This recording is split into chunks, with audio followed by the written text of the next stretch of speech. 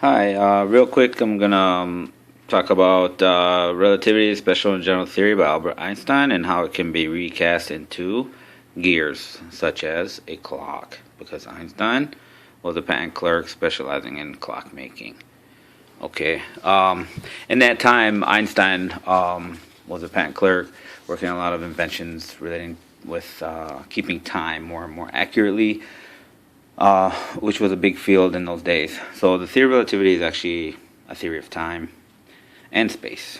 So one thing about gears is time and space are the variables that you work with when you talk about gears, plus a constant, which is gear ratio. So we have here the simple derivation of the Lorentz transformations, and I'm going to show how to recast that into a universal gearing theory, such as fractal gear theory, in a really quick, simple way. We have here the first thing is x equals ct. So if you have something moving at the speed of light for a certain time, it's going to go x amount of distance. So then you just use some algebra to get that there. Okay. So then the next page we have a relative inertial frame, like basically an inertial frame moving at a different speed. So that's why you have the x prime there, relative to the original one.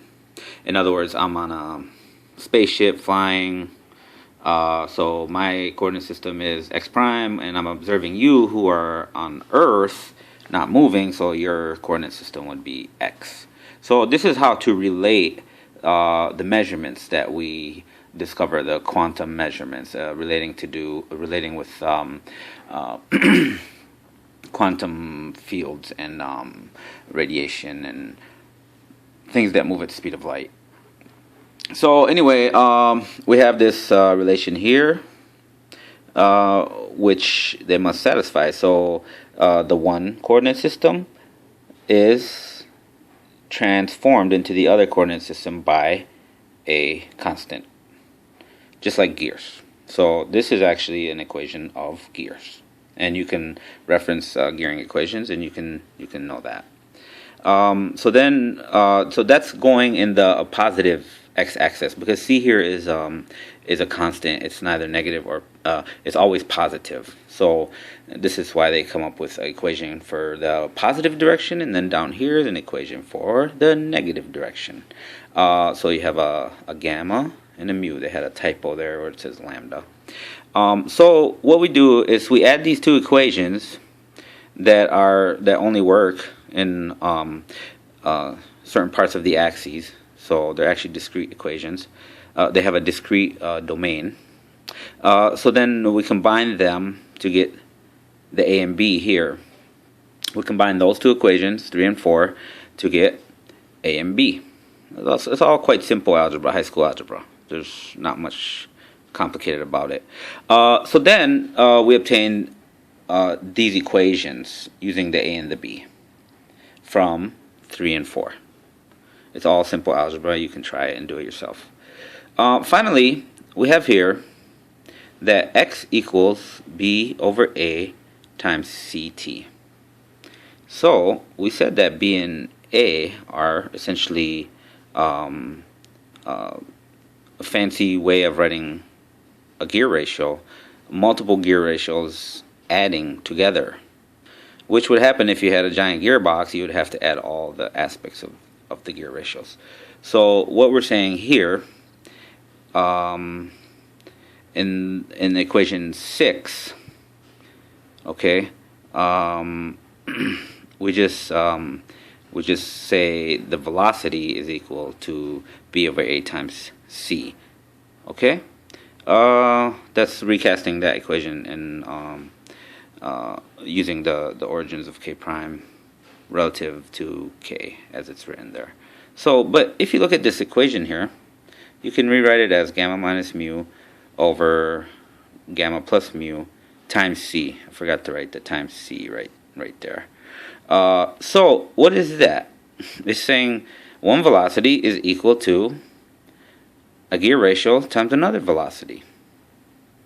That's basically what they're saying. It's gear ratios.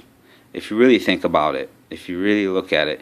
And so the fractal gear theory, I'm not going to go into it any further. The rest of it gets kind of more complicated for basically 3 dimensions of space. So this is only just 1 dimension of space, which is x. So, but this is a gearing equation. If you ask engineers, they'll tell you we use this all the time. Okay, what it's telling us is there's some gearing going on in the universe, and as far as I know, what I've come up with is the only thing that connects it that way, that looks at it that way. So what I want to do is just give people a brief intro on the whole subject, and like how to cast Einstein's theory of relativity into a theory of gears. Okay, gears like in a clock, because that's what time is. Time is basically certain time elapsed, and or a certain distance elapsed per time. So when you look at these equations, you can see that here, if we call v the velocity with which the origin of k prime is moving relative to k, we then have such. So what this is saying is you have one inertial system moving relative to another, causing a gear ratio effect. And by fractal gear theory, that is shown and explained in a very simple way. And you can read the documentation in the papers that I wrote on academia.edu. I'll add links to this video explaining that. It's if you find the paper there, you can go to the section called the ball pool, where I liken space and time to a kid's ball pool, like what they play in, and it gives you an idea of how this relativity really is working within fractal gear field theory. Stay tuned for more advanced analysis. This is just kind of a simple approach for anyone who would like to try to do the mathematics or understand it better. Thank you very much for your time, and have an awesome, exciting experience learning and studying and changing the world for the better. Thank you very much. Bye.